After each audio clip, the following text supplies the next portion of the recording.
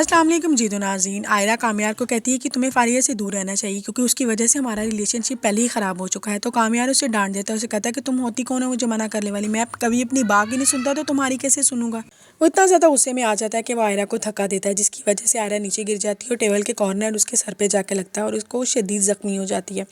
कामयार जैसे ये सब कुछ देखता है तो कामयार को बेहद टेंशन होना शुरू हो जाती है उसको देख के। कामयार फौरी तौर पे आर्या को हॉस्पिटल की तरफ लेके चला जाता है। जब वो हॉस्पिटल पहुंचता है तो उसका बेड लग के दूसरी तरफ इरफान साहब अपना मंथली चेकअप के लिए भी हॉस्पिटल आए हुए होते हैं। वो जिस तरह देखते हैं कि कामयार आयरा को उठाकर हॉस्पिटल की तरफ दूसरे रूम की तरफ ले जा रहा होता है तो वो कामयार के पास आ जाते हैं और कामयार से पूछते हैं कि क्या हुआ आयरा को। आयरा की माँ आ जाती है वहाँ पे और कामयार से कहती है कि ये सब कुछ आखिरकार कैसे हुआ। तो आगे से कामयार जवाब देता है कि आंटी परेशान होने की ज़रूरत नहीं है, बस छोटा सा आयरा का हल्का सा एक्सीडेंट हुआ है, लेकिन अब वो पहले से काफ़ी बेहतर है। इरफान साहब उसे कहते हैं कि मुझे पहले ही खदशा था कि मैंने अपनी बेटी की तुम्हारे साथ शादी कर तो दी है, तुम बाद में मेरी बेटी के साथ यही सब कुछ करोगे। आगे से कामयार कहता है कि अंकल ऐसी कोई भी बात नहीं है, प्लीज़ आप कुछ भी अपने माइंड में ऐसा वैसा कुछ भी गलत मत लाएं। थोड़ी देर बाद आयरा को होश आ ही जाता है। आयरा जिस तरह अपनी फैमिली को वहाँ पे देखती है, आयरा बेहद खुश हो जाती है। कामयार की फुल कोशिश होती है वो किसी भी तरीके से आयरा से बात करे, लेकिन आयरा उसकी तरफ देखना भी गवारा नहीं करती। थोड़ी देर बाद कामयार आयरा को कहता है कि आओ चलो आयरा घर चले, लेकिन आयरा उसकी किसी भी बात का जवाब नहीं देती। वो अपने बाबा की तरफ देखती है और उसे कहती है कि बाबा इसको बोलो यहाँ से चला जाए, मैं इसके साथ कहीं भी नहीं जाने वाली। इरफान साहब जैसे ही सुनते हैं वो कामयार के सामने आ जाती हैं और कहती हैं कि मैं अपनी बेटी को तुम्हारे साथ कहीं भी नहीं भेजने वाला। कामयार वहाँ से हॉस्पिटल से घर आ जाता है क्योंकि इरफान साहब उसे बहुत ही गुस्से के साथ जलील करके वहाँ से भेज देते हैं।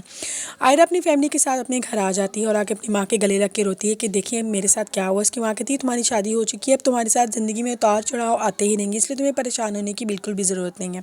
अगले दिन कामयार आयरा को लेने उसके घर पहुँच जाता है और फ़लक उसको आगे कमरे में कहती है कि तुम्हें कामयार लेने के लिए आया हुआ है। वो फ़लक को जवाब दे देती है और कहती है कि कामयार को साफ जाके बोल दो कि मैं कामयार के साथ कहीं भी नहीं जाने वाली।